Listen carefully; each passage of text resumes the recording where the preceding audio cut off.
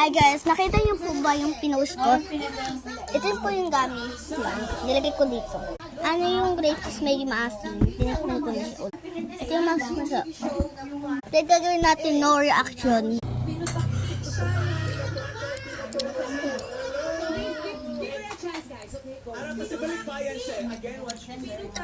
Siya ng malalaking langgam kasi nakapag-guess na ako din sa farm to table. Tapos kung ano yung mga halaman na nakikita niya talaga sa harapan niya, kinakain niya. Oo. Yes, totoo po yun. Talagang sa mga farm siya nagpupunta, ma'am. Tapos, kumari may pencil ka niyan, kukuhanin niya kasi kakainin. Oh, tsaka yun talaga nangyari doon. Nahubad siya ng t-shirt niya kasi Ang dami niyang pan... Oo. Yes. Si Kuya Kim nun, palaka, palaka. Hindi na pala karatangin sa Pilipinas na UFO, Barrino. May saya. Alam ka ba? Pero alam mo ba, Kuya Kim, ano ang lumang